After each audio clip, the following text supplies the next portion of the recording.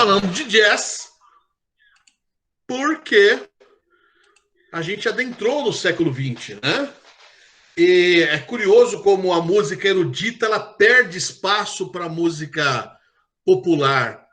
E por mais estudada, por mais erudita que seja, por mais erudito, por mais estudado que seja o jazz,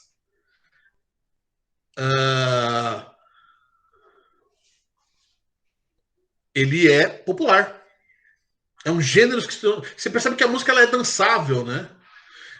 Então é o tipo de música que se tocava nos bares, nos clubes de música e tal. As pessoas iam lá para ouvir esse tipo de som, tomar umas bebidinhas, fazer a sua night, né?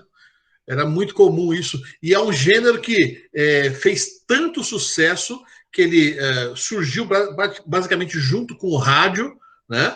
Se difundiu para o mundo todo através do rádio, né? E acabou adentrando no cinema também, enfim, né? É um dos primeiros grandes gêneros populares, ainda com o pé no erudito, né? E deu origem para outros gêneros musicais, né? Cada país tem o seu próprio jazz, né?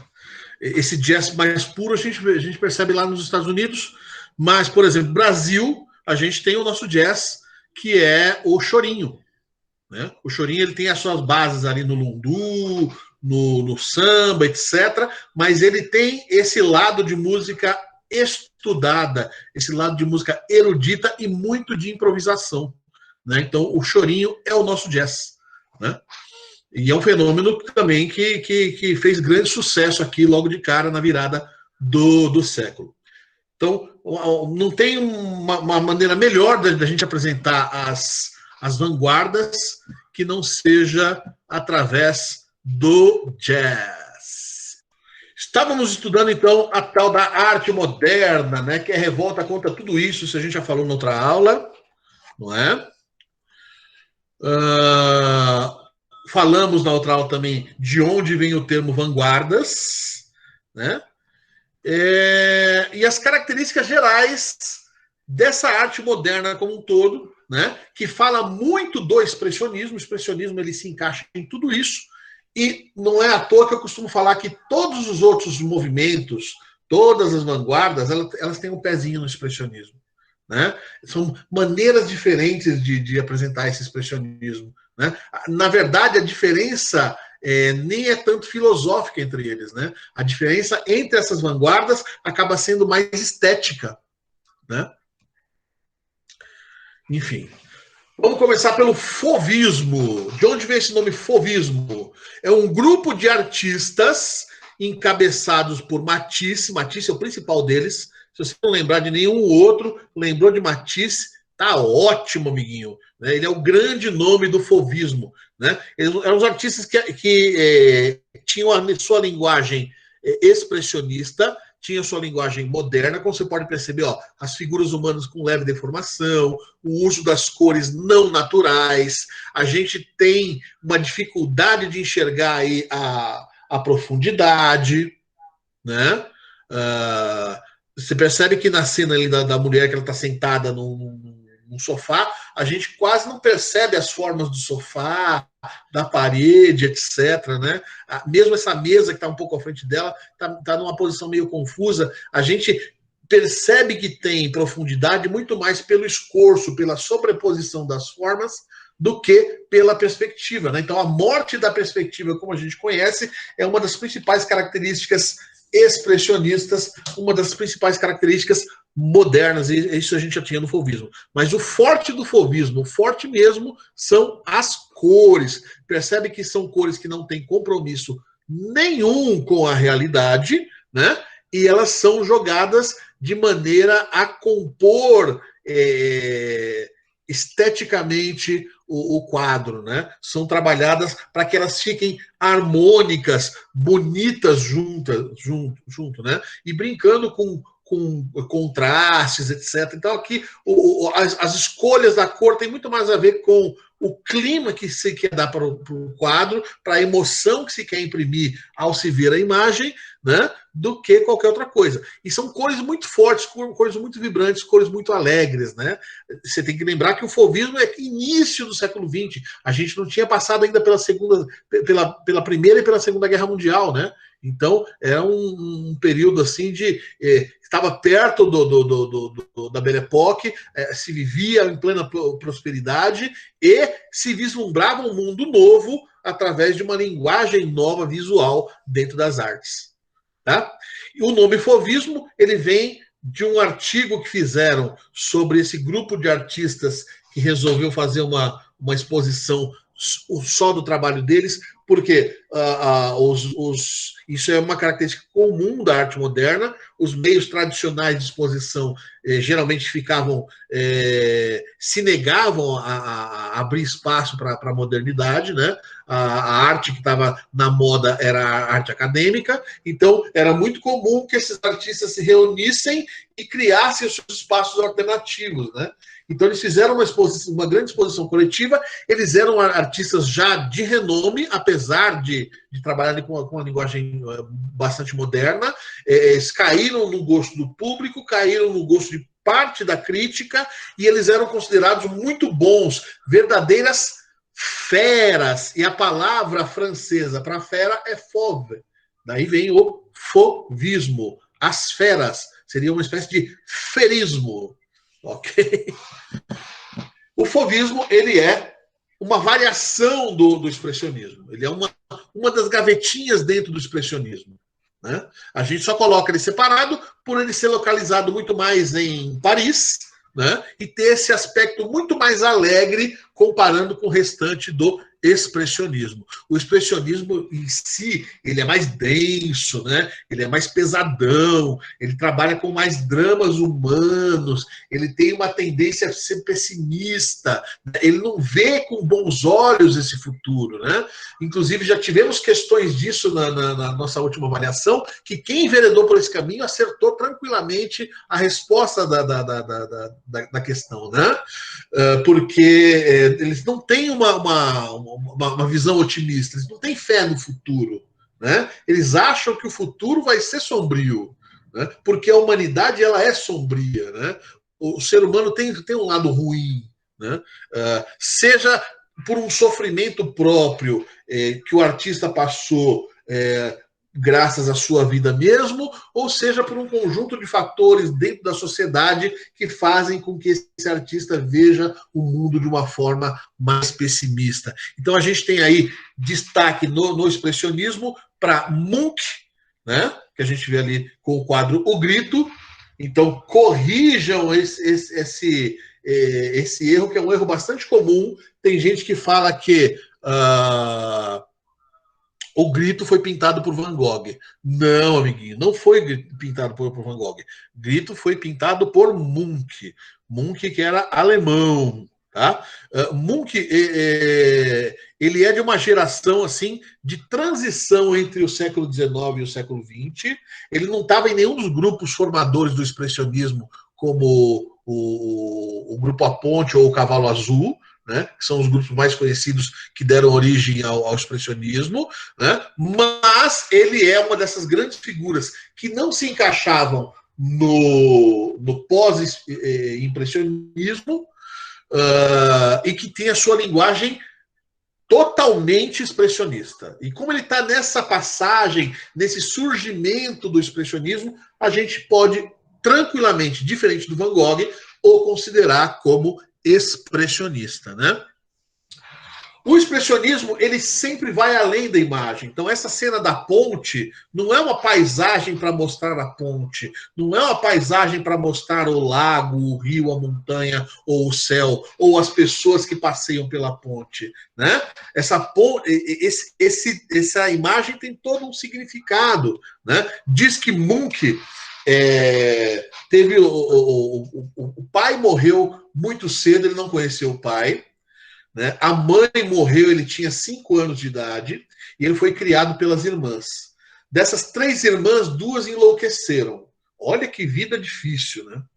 Essa ponte é a ponte que levava do bairro onde ele morava até o centro da cidade, né? Então, se ele quisesse se deslocar para uma região mais central ou retornar para sua casa, ele passava por essa ponte. Então, essa ponte para ele tem sentido de dor, né? Essa ponte, ela simboliza dor para ele. Então, o grito, essa figura deformada, com mãos no rosto aí, que a gente vê, com a cabeça em forma de lâmpada, essa deformação é para acentuar o formato da boca, a eliminação dos detalhes é para a gente prestar atenção muito mais na expressão do rosto do que nas formas exatas da pessoa. Então, você estiliza a forma para carregar a carga emocional. Então, essa é uma característica do expressionismo, né? E a segunda característica é essa subjetividade, né? Porque esse grito é um grito de dor, é um grito de desespero. E não porque a gente conheça a vida do personagem, mas se a gente fizer uma ponte com a vida do próprio artista, esta ponte, por onde ele está passando, por onde essa figura soturna está passando, ela significa dor. É uma ponte que tem um significado forte de dor para ele. E a gente vê aí um outro quarto um outro quadro do Munch aí do lado, onde a gente vê tristeza, né? Boa parte dos quadros do Munch retrata essa questão da tristeza, né? Muito embora a gente veja cores vibrantes aí.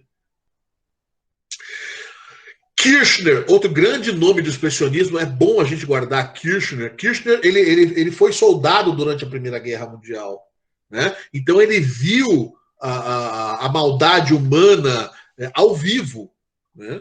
Ele passou por esse processo todo, né? E não tem como retornar de guerra sem estar impressionado por isso tudo, né? E tem um quadro dele que não está aqui, que ele pintou a si mesmo com roupas de soldado e sem as mãos. Não é porque ele perdeu as mãos na guerra, é porque ele, sendo soldado, mesmo sendo contra toda essa violência e ignorância do mundo, ele não tinha o que fazer, ele estava sem as mãos para modificar essa situação, né? Então, perceba que o expressionismo ele sempre tem uma mensagem oculta. Aquela coisa que a gente, aquele costume que a gente tem de quando olha para qualquer quadro, perguntar assim, o que ele quis dizer com isso? O que ele quis dizer com esse quadro? Essa é uma pergunta tipicamente moderna. Ela não faz o menor sentido na arte acadêmica, né? O que o Ingres quis dizer quando ele pintou a banhista? Ele quis dizer que ele queria pintar uma mulher que acabou de sair do banho. Ponto final. Então é literal o negócio, né? Não tem uma mensagem oculta por trás. No máximo é tipo assim, para mostrar a sensualidade da mulher, até aí tudo bem. Mas esse nível de profundidade e subjetivismo de a gente ver uma imagem e perguntar o que ele quis dizer com essa imagem, só o expressionismo é capaz de abraçar esse tipo de imagem. Guarde bem o tipo de pincelada, o tipo de cor exagerada e o tipo de deformação do Kirchner, que quando a gente estiver vendo arte brasileira e falar de Anita Malfatti, por exemplo, a ponte entre o trabalho dos dois é nítida, né? A gente vê bastante influência desse expressionismo alemão na arte da Anita Malfatti. Beleza? Outros expressionistas aí, ó, características do expressionismo: manutenção da figuratividade. Então você vê que essa primeira geração ela não se embrenhou muito pela abstração. Ah, mas eu estou vendo o trabalho do Franz Marc aqui embaixo, O Destino dos Animais, é uma arte abstrata. Não, se você prestar bem atenção, você consegue identificar os animais desenhados aí, né? E todas essas linhas pontiagudas em vermelho são os tiros dos caçadores, né? Então são os animais sendo mortos pelos caçadores, né? Então você vê que sempre tem a questão da maldade ou da indiferença humana. A gente vê ali Hopper, por exemplo, que não é dessa geração pré-Primeira Guerra, mas ele tem o seu quê de expressionismo. Você vê que as cores, apesar de ter uma cor vibrante e alegre, não tem como você ver alegria nessa moça que está sozinha, isolada, enquanto as pessoas estão se divertindo dentro do cinema, né? A gente vê ali em Egon Schiele, que é de um grupo do qual fazia parte o Klimt, que a gente já viu no Art Nouveau, um grupo austríaco de artistas modernos, que se chamava Secessão, ele fez parte desse grupo, né? Então você vê que a linguagem dele é totalmente moderna, né? As figuras humanas levemente deformadas, né? Esse quadro meio sujo em volta, né? E o casal num abraço apaixonado, envolto por esse lençol branco, né? Então esse lençol branco está os protegendo de toda a sujeira do mundo, né? De toda a maldade do mundo. Então o momento do amor ali para eles é que o salva dessa loucura que o mundo está ficando. Percebe que sempre tem uma mensagem oculta por trás, sempre tem. Né? Às vezes essa mensagem é um tapa na cara. Olha esse quadro da Kate Kollwitz, Mortalidade Infantil, que é um negócio mais trágico do que esse, a mãe carregando o caixão da própria criança. Né? E percebe que quanto mais trágico, não existe cor capaz de expressar a dor. Geralmente, as cenas mais doloridas, mais trágicas, elas são feitas em preto e branco. Não é à toa que quando Pablo Picasso foi pintar a Guernica, e eu estou falando de Pablo Picasso no estilo do cubismo, e lembra que eu falei no começo da aula que todas as vanguardas têm o seu pezinho no expressionismo. Então, quando o Pablo Picasso foi pintar a Guernica, que é uma cena que fala dos horrores da guerra, né? Que fala da pequena cidade sendo dizimada ali, não tem cor para aquele quadro. Aquele quadro, você vê as imagens em preto e branco, você fala assim, porque só tiraram foto em preto e branco. Não, ele foi pintado em tons de cinza. A dor extrema, ela perde a cor. A cor geralmente é associada à alegria. Né? E mesmo quando existem as cores tristes, existe um nível de tragicidade, existe um nível de dor, existe um nível de, sei lá, um nível máximo de dor que ele não pode ser exprimido através de cor. Né? O expressionismo ele evoluiu. Então, à medida em que eu vou procurando inovar estilisticamente, fugir da cópia da realidade, eu vou me encaminhando para a estilização. E o nível máximo de estilização, amiguinho, ele passa a ser justamente a abstração. E o abstracionismo não é um movimento único, tá? Existem vários movimentos abstracionistas, vários. Cada um com ênfase numa coisa. Um com ênfase mais na textura, outro com ênfase mais nas formas, outro com ênfase mais na cor, né? Outro como um jogo de formas e imagens, enfim. Mas todos eles se afastam da realidade, propondo uma imagem que não se relaciona com nada que a gente conheça, daí vem o tema abstrair. Abstrair é sair de algum lugar, você tirar de algum lugar. E a abstração, ela não é criada do zero, ela parte, por incrível que pareça, da realidade. A gente tem ali no meio o quadro do Mondrian, né, que é num estilo conhecido como neoplasticismo, que é uma das escolas abstracionistas. Essas imagens, se você perceber, não tem cores marrom, verde, que lembrem a natureza. Você tem cores mais primárias, amarelo, azul, vermelho, que são cores dos luminosos das grandes cidades. Você vê tons de cinza, que é o concreto, você vê o preto, branco, né, também representando a cidade. E essas linhas nada mais são do que a disposição dessa nova cidade moderna, dessa nova sociedade sendo construída aí nos anos 20, nos anos 30, começando a se verticalizar. Né? Você percebe Nova York crescendo em termos de edifícios nos anos 20, nos anos 30. No Brasil, esse fenômeno também ocorre. Se eu for pegar, por exemplo, o primeiro edifício construído em São Paulo, que foi o Martinelli, é anos 20, gente. Né? Então, é uma época onde a cidade muda de cara e começa a seguir a cara dessa arte moderna. Vou dar uma paradinha aqui na abstração, para dar uma olhada no horário. Beleza, estamos dentro do nosso horário. Não tem como eu falar, então, dessa arte moderna sem falar de um tal de Art Deco. Art Deco. Você lembra do Art Nouveau? O Art Nouveau, ele tentava juntar arte e indústria, né? E foi um fenômeno que invadiu vários campos, né? Da arquitetura, as artes visuais, as artes gráficas, enfim, né? A construção de objetos, de joias, etc. A gente tem um fenômeno parecido nessa segunda onda da Belle Époque, no início dos anos 20, que é o tal do Art Deco, né? O Art Deco. O Art Deco, depois eu falo de Escola de Paris. O Art Deco, ele traz essa cara mais estilizada para os impressos, para as artes visuais, né?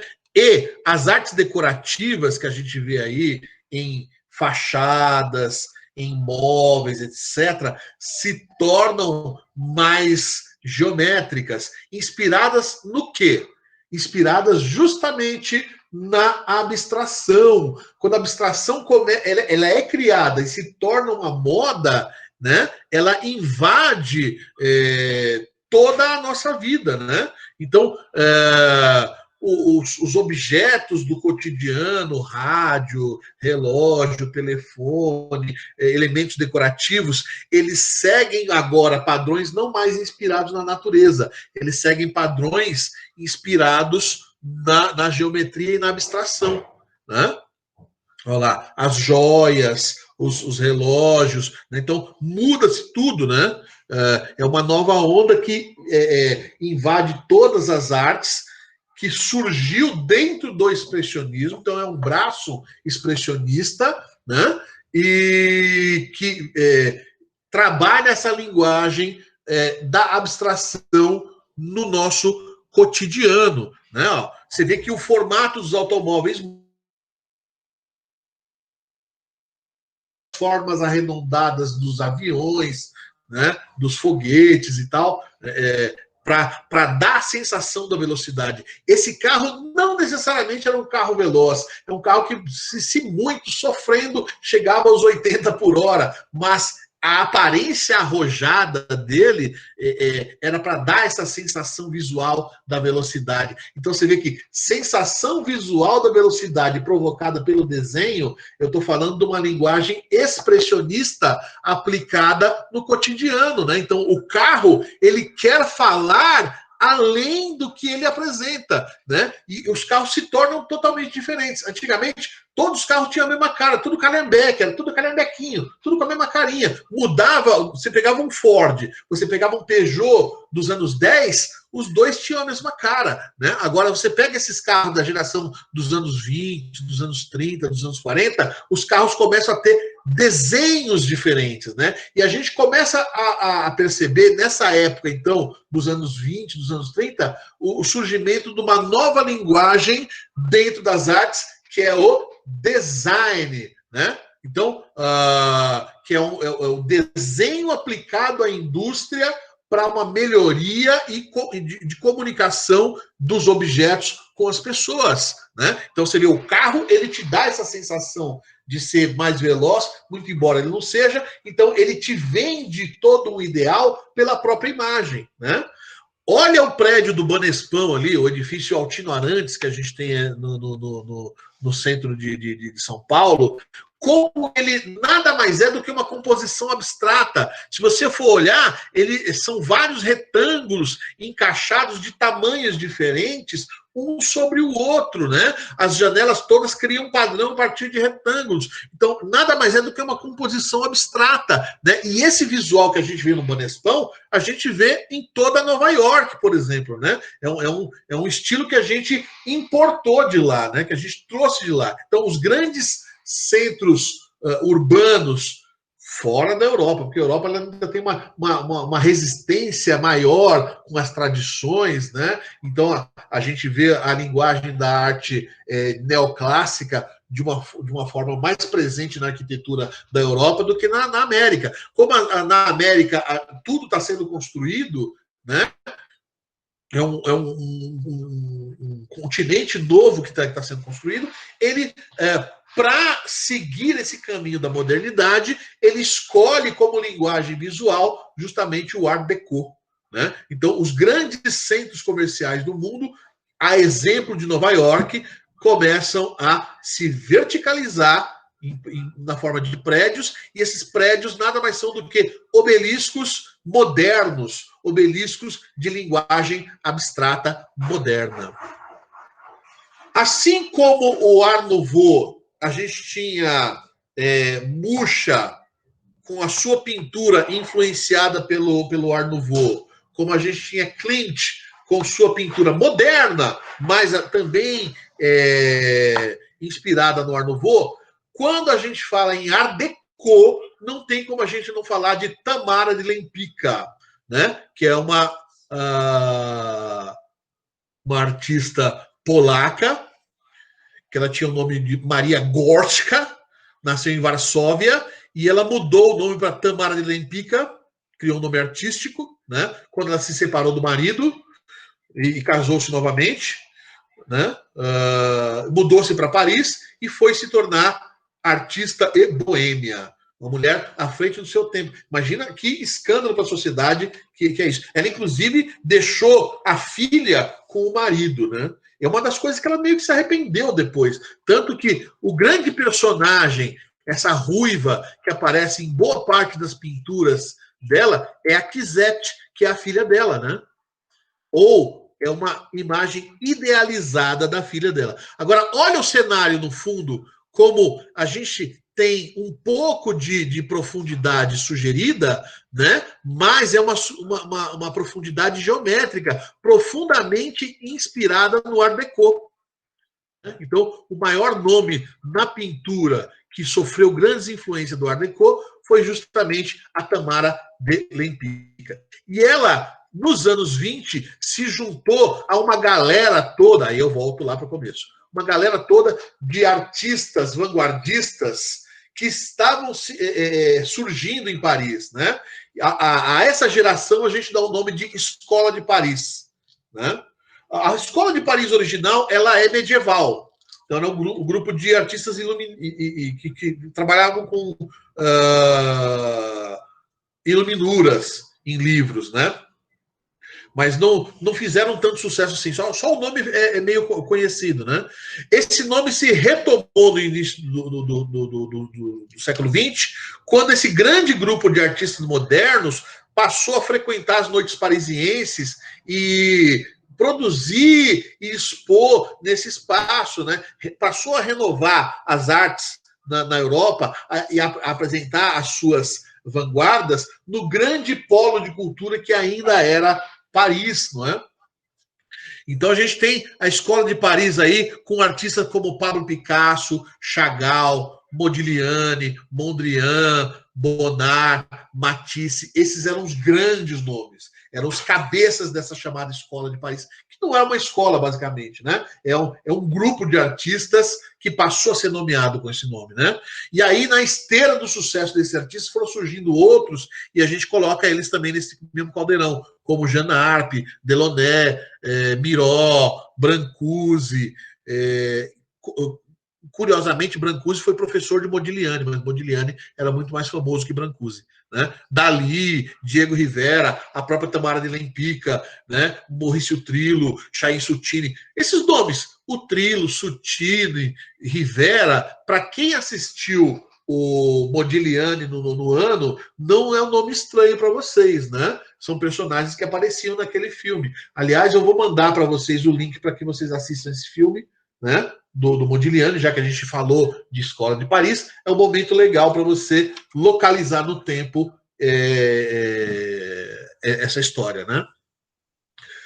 Depois da Segunda Guerra, surgiu uma nova Escola de Paris com o grupo Cobra e com um grupo de artistas abstratos do movimento conhecido como Tachismo, né? Que a gente destaca aí Jean Dubuffet, Nicolas Stael, Hans Hartung, mas nenhum desses teve tanto sucesso quanto essa Escola de Paris dos anos 20, que são os grandes nomes da pintura da primeira metade do século XX. Pô, só falar Pablo Picasso, por exemplo, acabou, né? Não tem ninguém mais famoso que ele nessa época. Beleza? Ainda sobre vanguardas, vamos lá voltar para o nosso resumão. Então, eu estava falando do abstracionismo, né? É importante que você destaque que não é uma escola única, então são vários movimentos, e o movimento do qual Mondrian faz parte, o neoclassicismo, ele surgiu numa escola. Ele surgiu numa escola de arte. E uma escola de arte que procurou renovar o ensino das artes. Aliás, os primeiros grupos expressionistas, dos quais faziam parte Paul Klee, dos quais faziam parte Kandinsky, esses artistas que eu citei, eles eram estudantes de arquitetura, mas que tinham o seu trabalho como artista plástico, né? E já dentro de uma linguagem moderna, buscando o caminho da abstração. Então, eles resolveram criar toda uma pedagogia que fosse capaz de mudar o seu modo de pintar, de criar uma nova maneira de se expressar, né, para eles, mas que também pudesse ser ensinado nas escolas de arte, porque as escolas de arte só estavam ensinando a arte acadêmica, e estava aí pipocando um monte de movimento moderno e não existia uma escola moderna. E aí, de que escola que eu estou falando? Para a gente poder encerrar hoje aqui. Eu estou falando, deixa eu ver, cadê você? Estou falando de uma escola chamada... Onde é que está você? Aqui. Chamada Bauhaus. Bauhaus, da Alemanha. Né? Então, era uma escola que trabalhava decoração, arquitetura e alguns cursos artísticos de fotografia e etc., moda, né? E procurando ensinar essa linguagem mais moderna. Olha, por exemplo, a oficina de móveis deles, como segue uma linguagem mais geométrica, mais inspirada no Art Deco, né? Os móveis, papéis de parede. Olha a linguagem visual dos papéis de parede, como é baseada na abstração, né? Olha as fotografias como mostram o mundo real, mas mostram o mundo real enquadrado de uma maneira que a gente fica em dúvida, nossa, mas é uma casa, não é uma casa, é uma escultura, o que será que é isso, né? Enfim. A arquitetura moderna, ela passa a ser um reflexo do que essa escola trabalhava, né? Então você vê, aqui eu tenho uma casa de 1902, olha que loucura, 1902, mas ela tem cara das casas que a gente constrói nos dias de hoje. É uma arquitetura que se usa até os dias de hoje, né? Os prédios dos anos 30, tudo isso era trabalhado na Bauhaus. Só que, olha a época, 1936, boa parte dos professores da Bauhaus, além de trabalhar em arte moderna, alguns deles eram de origem judaica. E se tinha coisa que nazista mais odiava do que arte moderna, era judeu. Então, em 1936, Hitler mandou fechar a Bauhaus. E aí, antes que o bicho pegasse para eles, esse grupo de professores se mandou da Alemanha, foi embora. Boa parte deles foi para onde? Foi para os Estados Unidos. Por isso que os movimentos mais modernos do pós-guerra, do pós-segunda guerra mundial, são movimentos abstratos, né? Porque essa nova arte que surge nos Estados Unidos, ela teve grande influência desse grupo de artistas abstratos que fugiram da Europa.